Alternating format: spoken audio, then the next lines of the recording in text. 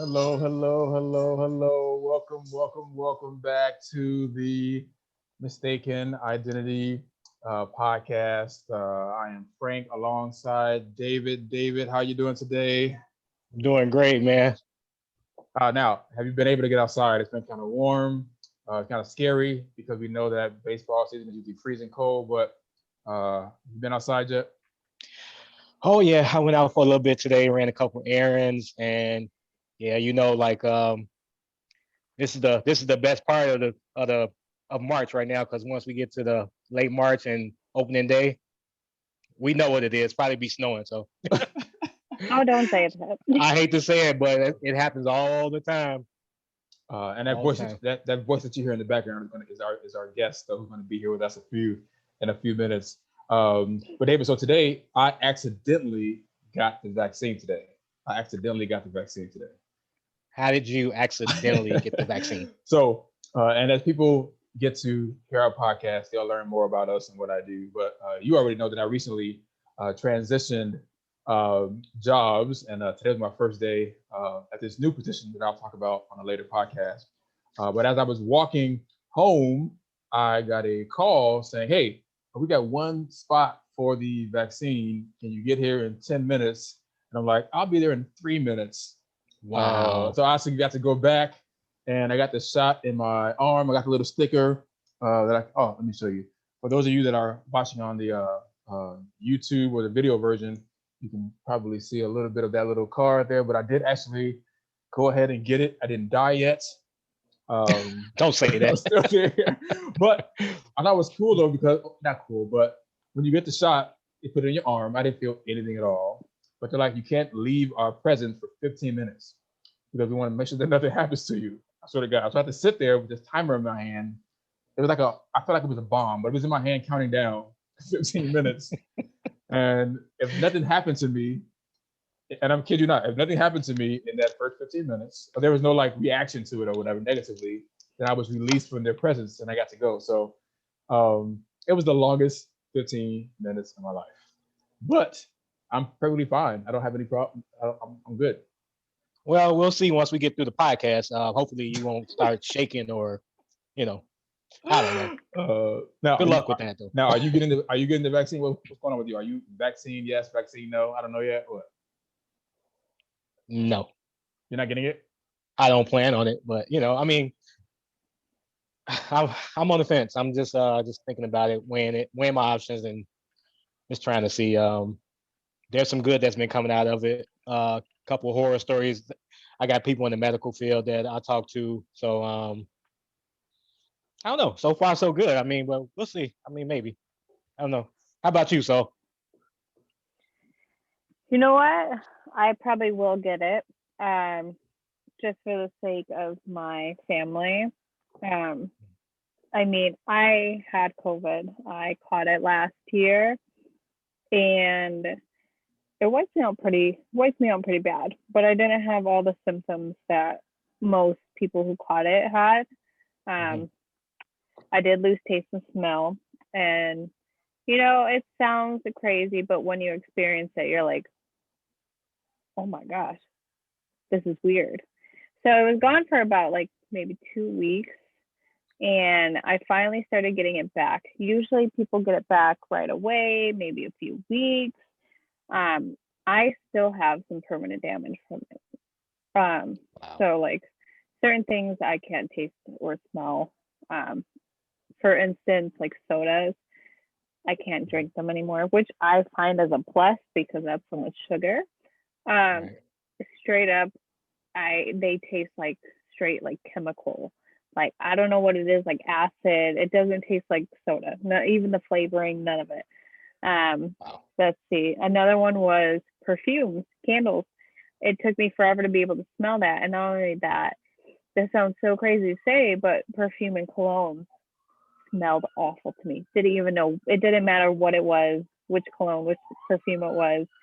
I know I buy really nice perfumes. I like to smell good, but putting them on, I swear it smelled like I was at the gym for hours and I just left my sweat. Like it smelled so bad that I would put more on and I would ask people around me, like, do I smell okay?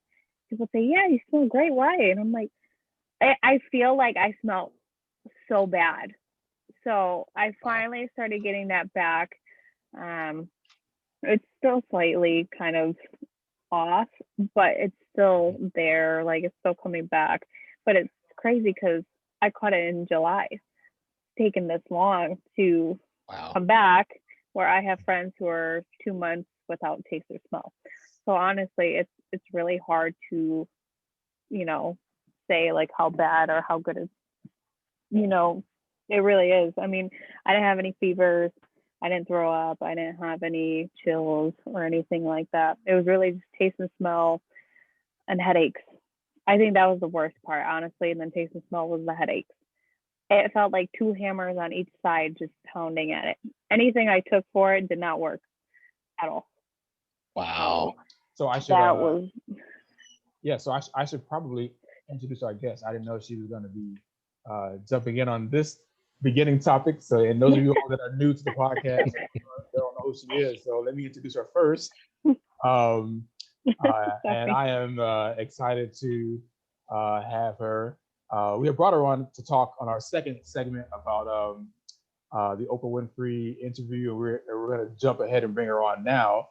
But I've known her for a while because of the work that she did at Wrigley Field. But of course, this podcast is about how people are more than just their job and position.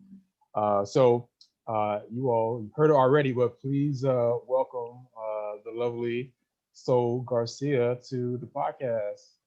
Hi, hello. Sorry about that. I jumped the gun a little bit. I got a little excited. Sorry. No, it's good. I just wanted to make sure that people now that we're on all these platforms, they have people that don't know us listening, just to let them know who Sol is. That's all. But we're all good. We're all good. I only had one other thing before that, and that was I wanted to ask you. I was going to ask you, David, but I can ask Sol too. Is anybody aware of who for spring training is the best team in the Cactus League and who is the worst team? And I'm saying this for a reason. Is anybody aware, right after today, who is the best team in the spring training Cactus League and who is the worst team? Any guesses? Or anybody know? Is this a trick question? Cubs in like second or third. Sorry, I have not looked yet. You're close. What are your thoughts? What do you think? Who do you think is the best team right now, spring training wise, Cactus League? Is it a trick question? No, it's a real question. I'm going to say the Cubs are the best team and the Sox are the worst team. Correct. Yes. I mean, why? Oh, this hurts my heart just a little bit.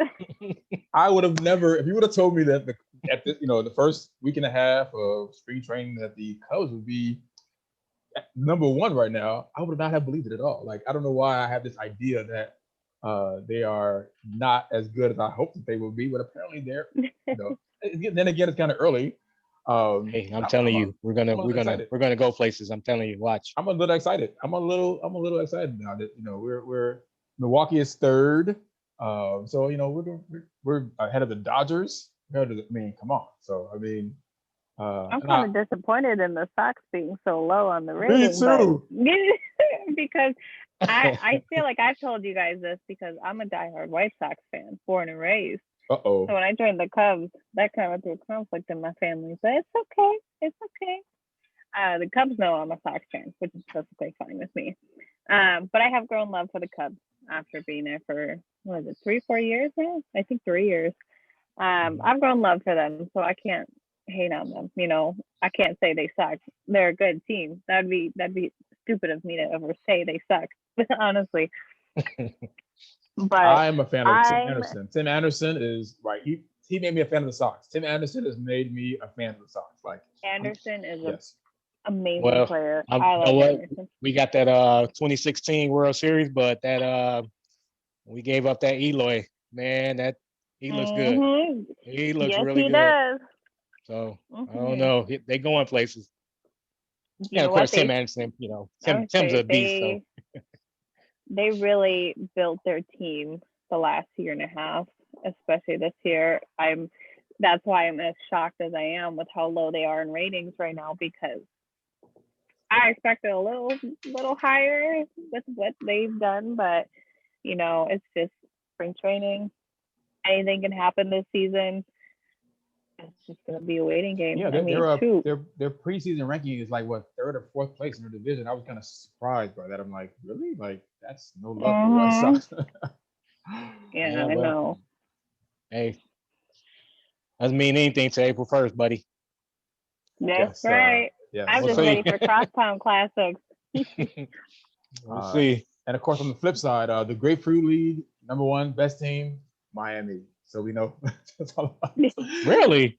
The Marlins, yes, the Marlins are the best team over there, and Wow. down at the end down there is Baltimore on the other side. So um, No yeah, surprise there. kind of funny how that turns out. But so we want to hear about you. So outside of Wrigley, what do you do? What do I do? So besides working at Wrigley, I actually do run work with the NHL. I do a lot of freelance work with them. A buddy of mine does more of their marketing and event operations for the Winter Classics, All-Star Games, Stanley Cup Finals, playoffs, and all these other charity events that they do on the side and other games that we do. For instance, we just did an outdoor game in Lake Tahoe, which I'm bummed I couldn't be there. It was absolutely breathtaking to see a rink outside with the mountains in the distance. I wish I could have been there. So I actually help out with that, kind of helping find sponsors, organizing where everything's going to go. It's a lot of work, and it's also hard to keep secrets and not telling anyone what's going to be going on or what's happening in the next few months or even for next year's plans. But I love it. I've been doing it for about 5 years now. I wouldn't change it for anything. If I could be with NHL full time, I would love to, but that's a little harder. And their office is in New York, and it is not cheap to live there. So Nope, maybe not one at all. day. Maybe one day. But besides that, I also do event coordinations for a nightclub actually in downtown Chicago. I help run everything, so like booking of artists, booking of bottle service, just coordinating everything for the club, making sure it runs smoothly. It's actually been around for almost like 17 years. Crazy as it sounds, I used to go when I was underage. Obviously, no one knows that, but surprise. The club is called Soundbar. If you guys have never heard of it, or if you have, so we own Soundbar, and there's a club right next to it called Y Bar, which is more hip hop and Spanish music, while we do more house, techno, and R&B music, which we might actually be switching that around, but we'll see. It's been a rough year, I think, for everyone, and even just jobs in general. It's been crazy because I'm used to working 24/7, literally probably 2-3 days off a month. That's it. And to have almost a year off, I don't even know what to do anymore. I don't know what to do anymore. But it's been nice to have time off. It's been really nice. Besides that, those are my 2 other jobs that I have. The next thing I did pick up is I actually have a buddy of mine who created a organization to help businesses and small businesses here in Chicago called Guaranteed Rate. So basically, we ask people to come volunteer with us, help a lot of the kids that are in school with e-learning. Another example is I actually shared this on the Cubs page is with Cradle to Crayons. I go every Friday to volunteer from about 10 a.m. to noon. And I just help them organize clothing, toys, and stuff to donate to families in Chicago because this city and its community needs all the help it can get. I mean, before the pandemic happened, Chicago families were around, I want to say, 28,000 asking for help for clothing, baby clothes, kids' clothes, toys. And since the pandemic, the organization actually informed me that the demands have gone up 600%. That is a lot. So I like to spend this whole off season, I guess you could say, volunteering because honestly, I have the time. And I know there are people who need help. So why not help? So Yeah, I've been doing actually, that in my free time. I saw that. Sorry, not to cut you off, but I saw that. I think last week or so when you were there, and I just wanted to commend you on that. I just wanted to congratulate you and say you're doing a wonderful job with that. Thank you. I love it. Honestly, it literally has warmed my heart to see some of these kids and these families, receiving these gifts and just being able to, not stress about not being able to afford these things because, I will give whatever I can because, I'm doing okay, but there's people who are not, and I want to make sure they're okay. So I'm spending my off season doing that most of the time, which is perfect. Other than that, I'm taking naps, taking care of my health. Finally saw a chiropractor. That's probably the best thing I've ever done in my life because, oh man, it is amazing. Well, the best thing you can give them is time. So I think the value of your time, you can't put a price tag on it. So I think that's awesome what you're doing. I just wanted to commend you for that. Thank you. Okay. Now, offline on Facebook and personally, you and I have been talking about sushi because I've never tried sushi. I'm scared of sushi. And it's funny because I love chittlins and I eat chittlins all the time. But you would think that a person that eats chittlins would not have a problem with sushi. But I am definitely afraid of trying sushi. So tell me, what is it about sushi that everybody likes? You know what? I'll say what people don't like about it. I know a lot of people don't like sushi because it's a texture thing and also it's raw fish. A lot of people do not like raw fish. But I've learned, being raised in the family I have and being around other, families that you can't judge food by what's in it. You just have to try it for yourself because you'll shock yourself at what you eat and it ends up tasting good. But what's good with sushi is, personally, I'm disgusting. I could eat it every single day. It's so bad. For me though, I love fish. Like I literally could eat every day. But I think people like sushi just because it's a protein that isn't as fattening as, steak or chicken. It's actually a little less fattening. So I know a lot of people say, for Lent, people give up chicken and meat. You could have fish because that's a different type of protein. But I think it's because it's a different food. It's colorful. The flavoring of it too. Not only is sushi mostly rice, seaweed, so you could have shrimp in it or crab meat, and then they'll drench it in like mayo or spicy mayo. It doesn't sound as appealing, but when you try it, it's just a lot of flavor going on, and it's really good. It's really good. So since you will try anything, what I'm going to do is I'm going to send you some chittlins, or as I'm on the north side now, chitterlings. I'm going to send you some of those, and then I'm going to try some sushi. Maybe we'll do it on the podcast. Maybe we'll do it live, and we'll see if you will really try anything. Because do you know what chittlins are? You know what they are? Isn't it? You got to remind me because I'm thinking of something else. So let me hear. I feel like if I tell you, you won't do it. How about you eat it first, and then I tell you when you're done eating it? How about that? Is it like I'm thinking of chicken feet, but I know it's not. No, it's worse than chicken feet. Yeah, I don't know. I mean, I'm gonna leave this to you two guys, but there's nowhere one. No, there's nowhere near either one. You could tell me, and I will think in the back of my head like, oh, I don't know, but I'm still gonna try it because I have shocked myself this last year with a lot of foods that I've tried, and then they tell me what's in it. I'm like, oh, well, it's actually pretty good though. Like, I can't judge a book by its cover.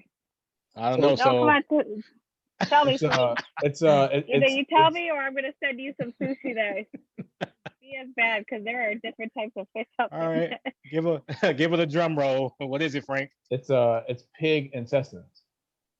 Oh, that's fine. Okay, we have it for a lot of Mexican dishes. I didn't expect that. I've never heard anybody, especially not black, say, "Oh, no problem." Okay. Well, no, Exactly. because a lot of Mexican dishes we do, a lot of bull intestines or chicken intestines, chicken feet, fattening, like a lot of dishes I've tried, especially Mexican dishes that we make in our household, has a lot of that. So I'm used to it. I am picky with certain ones. It really depends on who's cooking it. So that's where my pickiness comes from. I'm a big fan of a lot of Asian dishes, like Vietnamese food specifically. Their soups that they create are very different. There is one, I wish I could say the name, I can't really remember it, that a friend of mine wants me to try. I've not tried it yet, but I did find out what's in it, and I am a little scared, but I'm still going to try it. Basically, it's like pho, but there's a bunch of other ingredients in it, like some pork and some other stuff. And then there's a blood cube. So it's a cube of blood. I believe it's from a chicken. They freeze the blood of a chicken. I'm already out. I'm already out. Or a Whatever cow. whatever it is, I'm already out.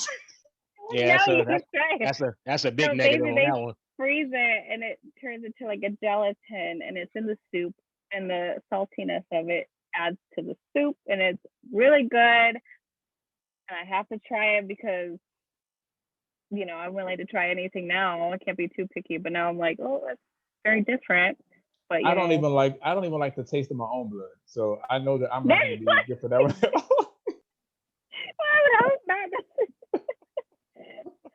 But it's something I would never think someone would put in a dish. But so many cultures out there have so many different types of food, and they just if it adds flavor, it adds flavor. So whenever I try it, I will FaceTime you guys. I'll Zoom call you, and I will let you know how it is. Oh my God. Mm-mm. All right, so I guess we ought to get to the topic that people are here for because it's in the title. So Oprah Winfrey did a small little thing over the weekend. About 17 million people got to watch it, and I saw your post about it on Facebook, and I thought that they were so hilarious, and I did not know what's going on. I asked David, "Hey, you know what's going on with Oprah?" And I think he watched the All-Star game that day, so neither one of us knew. So I'm like, we got to have Sol on. This is a hot topic that everybody is talking about. Now, I will say this. I heard a lot of people saying that Oprah did an amazing job, but Oprah is the greatest of all time anyway. She did a very good job. And it was one of those big TV live specials where, you have the ones where you can tell that they are very sectioned off on questions that you can ask and what you can and can't ask, basically. And she basically looked at the camera and said, "There's nothing that I cannot ask you." Megan said, "Nope, you can ask me anything and everything." And, people will say, "Oh, it's the media. Don't believe it." I believe it 100%, especially because with everything going on in the world in the past few years, I mean, you're going to have those people who won't believe it, and you have those people who will. I personally believe it.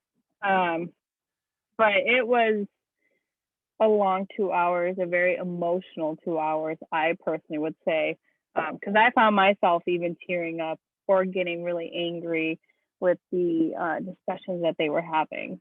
So it was a lot to take in. I think whenever you guys get the chance to actually watch the whole segment, it's a lot. It's a lot, and it's something that kind of opens people's eyes and realize, celebrities are humans too. I think people forget that all the time. They are human. We're all human. We all have emotions. We all go through things. Just because someone has more money doesn't mean they don't go through what we go through every single day. But So it's a lot. now, so what would you say? And I got some notes that I wrote down from the pieces that I did here. But what was the one big shocking thing that you heard in the interview? What was your big one shocking thing? So the biggest part was, and this hurt me a lot, was when Megan was discussing with Oprah about the pregnancy when she was pregnant with Archie. She was just telling Oprah, she said basically there was discussions about how they don't think that the baby will be a prince, that he doesn't deserve the security that he should get. And then the biggest thing, which I'm sure you've heard of, is the discussion of what his color would be, what his skin tone would be when he was born.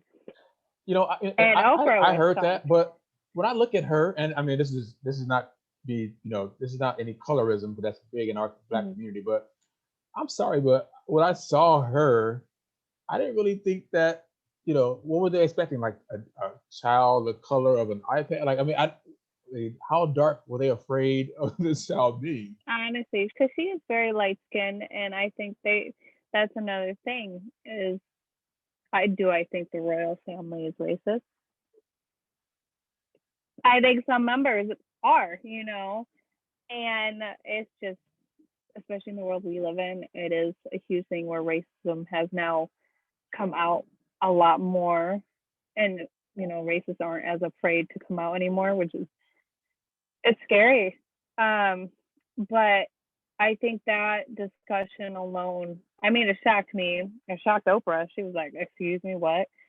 That's a huge thing. Like, for someone to discuss that with Harry, I mean, and the fact that he won't say who it is, which I know, I mean, I have my thoughts, but I know that it was Charles. Yeah, I've been hearing that on TV a lot. I've been hearing that. Yeah, I heard that. Everybody's now. So why do you now? I don't follow the Royals. I love The Crown on Netflix, and based on, oh my God, based on The Crown on Netflix, I think that Charles is a complete whatever. So that's probably why people think that it's Charles. But why do you think it's Charles? The way he's been the last few years, just as his figure alone. I mean, but honestly, I don't think it's just Charles. I do think it's possibly his brother too. That could be something, I don't think it's just Charles. I think it was his brother. I think there was other family members. But the things through the years that they've been hiding from the media and covering it up with Meghan, I mean, that family is, a family like that has drama. They have secrets. They have tons of secrets, and they're going to do whatever it takes to hide it. And if I'm correct, I can't remember which one, but one of them had a scandal where he was sexually assaulting, I don't know if it was workers or it was other women. I don't know, but that was going on when Harry and Meghan got married, but it was swept under the rug because they were talking about Meghan so much and, her skin tone, and it's just, that's what they were covering it up with. And it's just, that family is stressful. That whole family is drama, I think so. Except the queen, but also I don't know. Seems like a sweet little old lady. Do you think that they her and her husband talked about this before they even got married? Or I mean, where's this all coming from? I think what's crazy is when they talked about it, because even Oprah said that. She said, "Didn't you guys think about it before getting married, or like how she would be welcomed into the family?" And Harry actually spoke on it. He said, "Honestly, I didn't think of it much because I just loved her and she was my girlfriend and I wanted to make her my wife. I didn't see anything with it." But also, I know Harry had mentioned that he felt trapped in that family, and I'm sure he's doing whatever it took to get out of there. But I would believe that they had some discussions, just, telling her what's going to happen, because she doesn't know. I feel like anyone who's married into the royal family has an idea, and she even discussed it. She's like, "I had no idea what I was doing. I didn't know how to, curtsy or sing the national anthem for, all these things." So it's like, that's a whole brand new world. She was talking about how no one taught her anything. No one talked to her, helped her through everything. She had to learn everything on her own. So I think when they say she was so welcomed into the family, I kind of question that. And she even said it. She was like, "No, they all welcomed me." But I think she said it started going downhill when they announced that she was pregnant. So, I mean, that could possibly be around the time that any other scandal was going on. So they tried to cover it up with her. And it's I don't know, it's just a lot to take in. I think another thing is when they would discuss about, I can't remember her name. There's the other, if I'm correct, Duchess. I could be wrong. There's Megan and Kate. Kate. They would talk about how the tabloids would just, talk about each woman, how Kate would hold her belly. And they were like, oh, she's holding her baby, she's cradling it. And then Megan, they took photos of her doing the same thing. And they're like, oh, why is she struggling? And just being all negative about her. And I think that's just a cover up for something that they're hiding. Honestly, that's a lot. Yeah, it's a weird situation. It's just like I don't understand. Like this just seemed like it just shot out of nowhere. I mean, it's so and it's like I mean he's defending his wife. I mean, obviously, but it just seems like there was something going on before prior to that. It had to be. It's just all happening too fast. I know she discussed a lot of the inside stuff of. She was saying that once she was married and she was in the royal castle, she was like, I didn't leave for almost 2 months out of the house. And there's a lot of tabloids about her and this and that. And she didn't really know what was going on in the world or what was being said about her. And I feel awful about that. But I think with that, I think there was so much going on behind closed doors that I don't know if we really will know the full truth, because I think they'll be quiet on certain things because, I mean, who knows what could happen, And I think when Harry would mention he sees history repeating itself, that's a very scary thing to even say or think about, because that's his mother he's talking about. If he can see things happening behind closed doors that are matching up with what could happen, what happened to his mother, that's close to happening with Megan. I mean, that I don't know. I think that's just terrifying. Yeah, and one of the things that shocked me from the clip that I saw is when he talked about how his family, his father, completely cut him off. Like he no money, and the only money that he had or has is the money that his mother left for him. And he said that all he really cares about is paying for security for his family. When you hear, I mean, like, it was just eye-opening for me to hear that the father basically cut him off. He has none of that money, only money from his mother. It just makes you wonder what Diana would be thinking about, like, right now. A lot of people have been saying that they think, what would Diana think? I think she would be upset with how everything went. I think she would be mad, but I also think she'd be sad. I mean, I think she would love Megan 100%. I think, especially because she was going through something, I wouldn't say similar, but she was going through something with, what's his name? I can't even think his father's name. There's so many of them that I can't remember. But it's like the mother was going through the same thing, and no one was there to help her. No one was there to help her. No one would get her help. And now, then, that incident happened. And I think the sad part is that Megan was going through a very hard time. And it's something that I know what she was saying relates to a lot of people in this world is she realized that she needed help. She felt that she didn't want to be alive anymore and that she felt worthless because no one was there helping her. She tried to get help and they said, oh, no, you're fine. You don't need help. You'll be okay. And the only person there was Harry. He tried to get help. No one would help her. She battled her demons alone, and that sucks. I mean, not alone. She had Harry, but no one in that family was willing to help her. And I think that sucks a lot. And she would do anything. She said she would write letters and everything to the royal family talking about how she doesn't want protection. She doesn't care for protection for anyone else except the child. She wanted her kid to have protection. She said, you could have protection for Harry and the child. Don't even worry about me. For her to go out of her way to even mail them letters saying that says a lot. This is volumes. And for Harry to even say, you know what, I'm out. I'm leaving. You know, I'm going to do whatever it takes to keep my family safe, and that he's using that money to keep them safe. So I think, all in all, Diana would be very proud of him for leaving. I think. Sorry, that's my dog snoring. I think she would be very proud of his decision in the long run because he got out where I think she was trying to, and it didn't happen. You know, so I think she would be very happy with everything in the long run. And it sucks to, you know, that she's not here to see it all and witness it all. But I think he did the right thing. I think he did the best thing he could do. Oh, absolutely. Yeah. You got to get out of that situation, no matter what it takes to defend your wife. And then they actually got another child coming, Mhm. and she's having And a it's little girl. actually I believe. she's having a little girl. Yes. Yeah, you got to do what it takes to protect your family. Mhm. But it's like I cannot. Tyler Perry is going to be providing their security for them. So he volunteered to pay for all that. Yeah.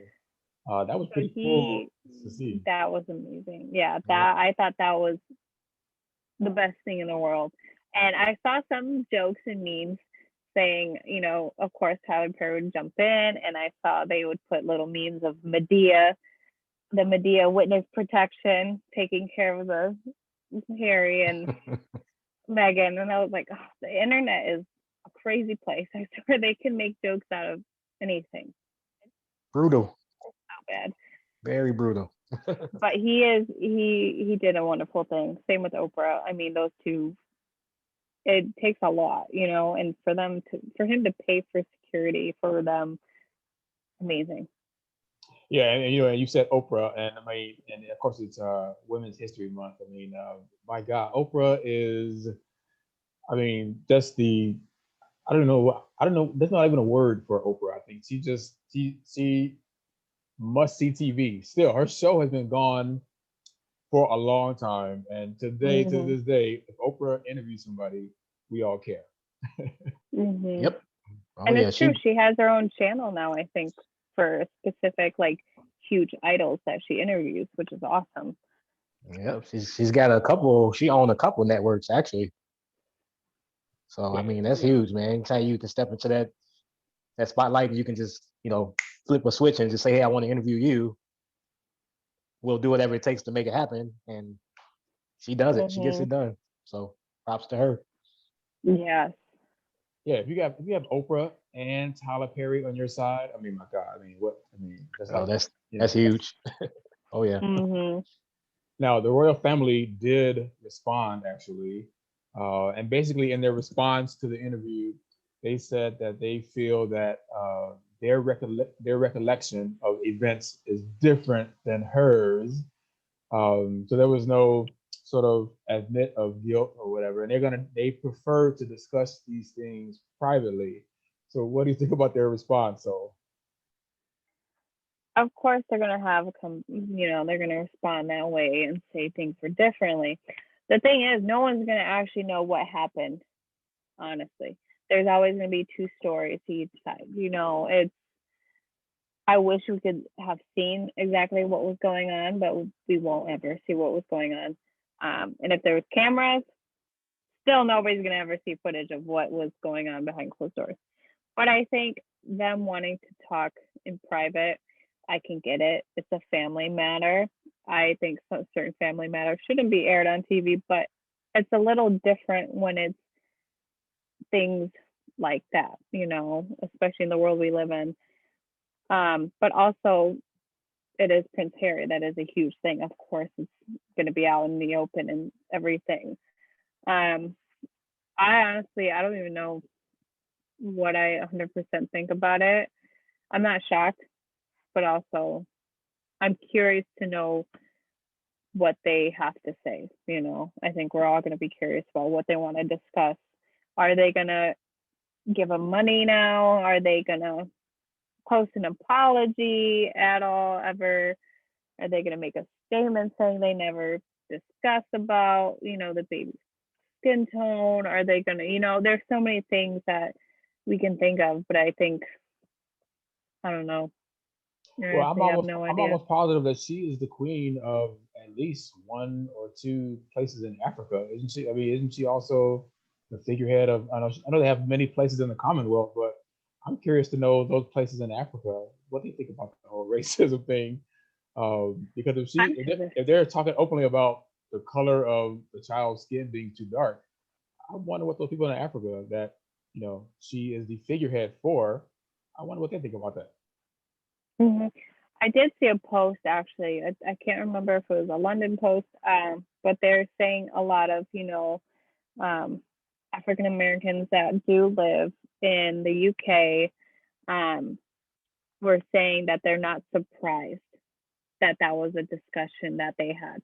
They said, like a lot of people were had a lot to say about it. They were discussing that they're not surprised that there is racism over there. I mean, there's going to be racism everywhere, and that people shouldn't swipe it under the rug. That finally, this is the time to discuss it and let it out, and just show it. Just let us know that you said it, kind of thing, and just let people know that it's not just happening there or here; it's happening everywhere. So I'm sure they're upset. I'm sure they're Now, pretty the one upset thing by I that did because like though, that was. no, I'm sorry, but the one thing I did like was how the focus on suicide and prevention and getting help, because Mhm. many people suffer from suicide and don't know what to do, and don't want to have somebody of her stature talk about how I think she said she requested to be put in some kind of hospital. I think she said, and she was Mhm. told no. But to hear that from a celebrity, that was pretty cool to hear about the suicide prevention part.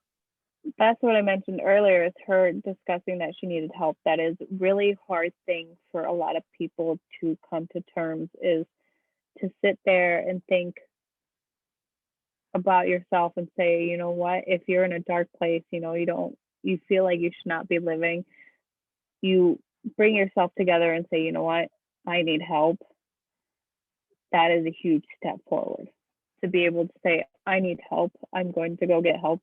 That is a very big step forward, and that people need to know that you're not alone. There are many people out there that are going through the same thing, and we are all worth something in this world. We have so many opportunities, and we have obstacles that we have to face every day. And just because an obstacle is too hard doesn't mean to give up. There's people all around you that are willing to help you and keep you on your toes. And it is a very great thing that she did put a spotlight on that, because that is a huge thing in the world, is especially during this pandemic. I know a lot of people, especially kids, have become very depressed. And I think I do feel bad only because I see it in person, as a lot of my nieces and nephews are around middle school, high school age, and they are very depressed. And it is not easy to watch these kids be in that kind of area, especially in this age group, because suicides are going up and they happen quite often. And it's not easy, and I remind them every day that tomorrow's a new day, and that, we love you. And so I appreciate her doing that, because I battle my own demons, and I do every day, but I am still standing, and I have to remind myself that I am worth it and I got this. So I just hope that people took that message of her going through that, and then, now she's on this pedestal where she's doing great. She's, standing up for herself, and she realized she needed help, and she got her own help, and she's doing much better now. And I hope people can see that and just say, okay, I can do this. I will get better. I need help. And so I thought that was amazing. I personally loved, loved, loved, loved that. All right, so well, it was amazing being able to talk to you about one of the hottest topics in the world. Any closing comments, David, from you? I just wanted to thank you again, Sol, for coming on and discussing this on our platform. Very informative. One of the hot topics that's out right now. So we just wanted to thank you for giving us insight, because honestly, I didn't have much information on it. So I'm glad you gave me a lot of feedback on it. So I learned a lot. And also good luck to you and on your charity work and your nightclub businesses and all that. And hopefully, we'll see you in a couple of weeks here. Hopefully.